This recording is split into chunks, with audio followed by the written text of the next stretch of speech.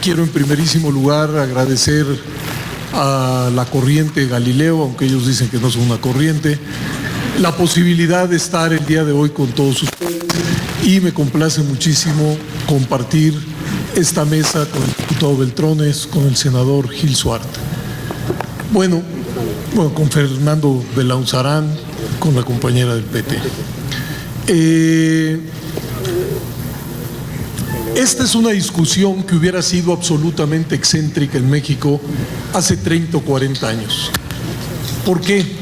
Porque México vivió una auténtica transición democrática.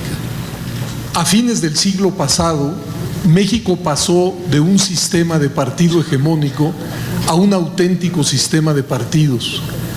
Pasó de elecciones donde no había competencia a elecciones altamente competidas.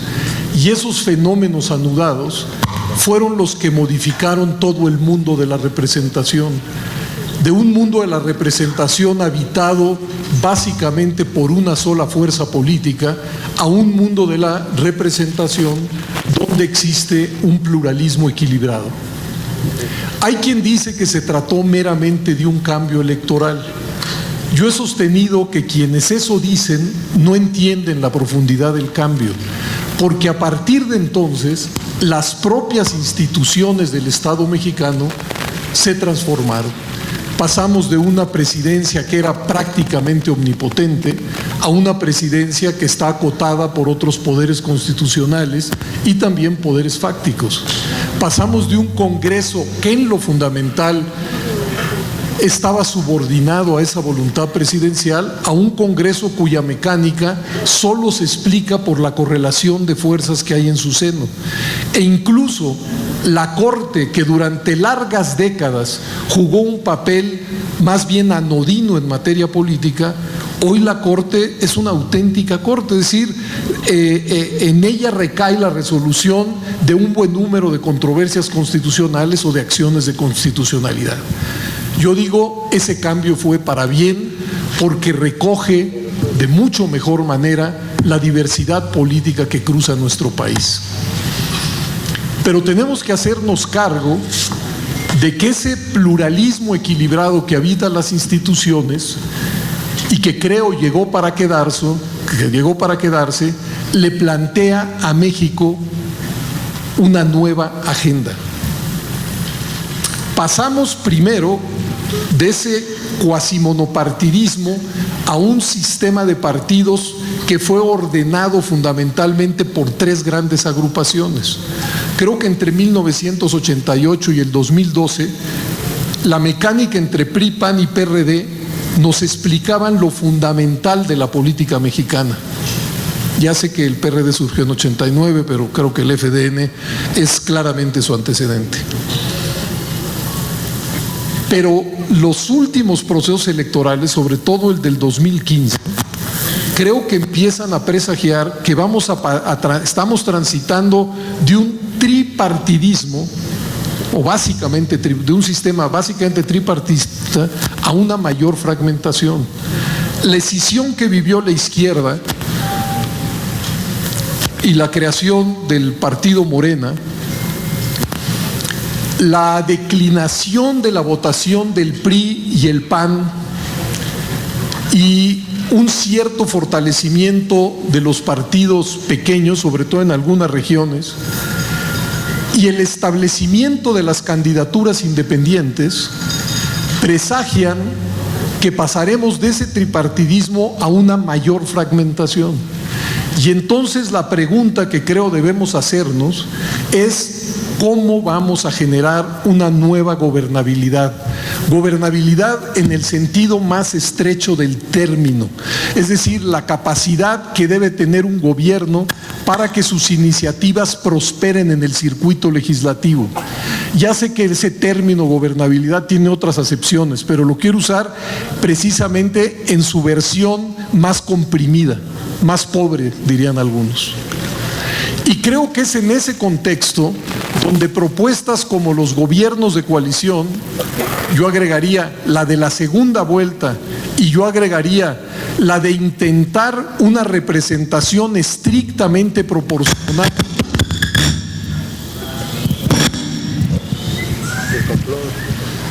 en el Congreso, creo que tienen mucho sentido, porque nos ayudaría a conjugar el máximo de representación y pluralismo con fórmulas que pueden pavimentar la gobernabilidad. Trataré de explicarme. Yo creo que es muy mala conseja tratar de exorcizar al pluralismo. El pluralismo está ahí porque esta es una sociedad diversa donde existen sensibilidades, puntos de vista, ideologías, intereses distintos y que de alguna o de otra manera encuentran fórmulas de identificación con los partidos o quizá con los candidatos independientes que están en puerta.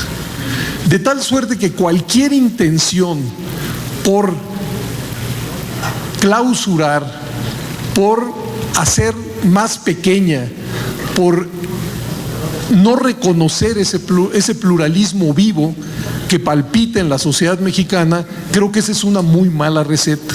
De tal suerte que, como hoy señala, por ejemplo, el proyecto de constitución de la Ciudad de México, deberíamos intentar que en nuestra Cámara de Representantes existiera una fórmula que puede ser mixta, por ejemplo, 250 diputados uninominales y 250 plurinominales, pero que al final tradujeran de manera exacta el porcentaje de votos en porcentaje de escaños. De esa manera, lo que lograríamos es que todas y cada una de las fuerzas políticas tuviera una presencia en el Congreso de acuerdo con el respaldo recogido en las urnas. Incluso cuando se habla del Senado, ustedes lo saben mejor que yo, con 3 senadores, 2 de mayoría, 1 de minoría y una lista nacional, muchos han señalado, y con razón, que valdría la pena suprimir la lista de senadores plurinominales, porque en efecto, si en su momento eso sirvió para inyectar un cierto pluralismo en el Senado, la verdad es que esa lista, esos senadores difícilmente pueden decir que representan alguna de las entidades. Pero sí podríamos ir a un Senado de 128 senadores, eligiendo 4 por entidad, de tal suerte que en cada entidad se estableciera también el criterio de representación proporcional, porque nuestras entidades también son un mosaico donde se reproduce y coexiste el pluralismo. Pero se me diría, de esa manera lo único que estamos fomentando y dejando pues es esa reproducción del pluralismo. ¿Dónde están los resortes para la gobernabilidad? Bueno, yo creo que uno de los resortes para esa gobernabilidad está bien diseñado ya en la Constitución del país. Gracias al Pacto por México y al acuerdo que se tomó ahí, se agregó como una de las facultades del presidente de la República la posibilidad de forjar una coalición de gobierno, siempre y cuando los partidos coaligados lleguen a un acuerdo en relación a un programa de gobierno, a un programa legislativo y también a la conformación del gabinete que acompañará al presidente, que en esta modalidad tiene que ser aprobado por el Senado. Digo que es una muy buena fórmula desde mi muy particular punto de vista, porque es una fórmula potestativa que deja en el área de acción del presidente de la República la posibilidad de incursionar en ese sentido. Puede intentar eso, pero si no lo logra, puede quedarse con un gobierno de minoría. Yo creo que esto estará a la orden del día en el momento en que conozcamos los resultados de la elección del año 2018, porque tendría que pasar algo muy extraño, para que volviésemos a tener un presidente de mayoría y un partido político que tuviera mayoría absoluta en la Cámara de Diputados y Senadores. Entonces yo creo que eso está muy bien diseñado de cara a la gobernabilidad. Pero quiero agregar algo más. Yo creo que podemos ir a unas elecciones donde se plantea una fragmentación realmente inédita. Podemos tener 3 o 4 candidatos de partidos y quizá 2 o 3 candidatos independientes que logren la adhesión de franjas importantes de ciudadanos. Tal y como está en nuestra Constitución, quien ganaría y asumiría la presidencia de la República sería aquel que lograra el mayor número de votos. En ese sentido sería un presidente legal y legítimo. Pero pensemos en lo que significaría un presidente de la República con 25, 26 o 27% de la votación. Y creo que para ese asunto en específico, la fórmula de la segunda vuelta para los cargos ejecutivos también cumpliría una función muy importante. La segunda vuelta no es una varita mágica, ni mucho menos, pero sí sirve para una cosa quizá, pero una cosa muy importante, para que nadie llegue a la presidencia de la República con más rechazos que adhesiones. Quienes han criticado a la segunda vuelta señalan que en muchas experiencias ha fomentado la fragmentación partidista, es decir, que la incita, porque en la primera vuelta ya todo mundo sabe que no se resuelve el cargo de la presidencia. Pero en el caso mexicano no sería ese. La fragmentación ya está dada y creo que ningún mago la va a poder conjurar.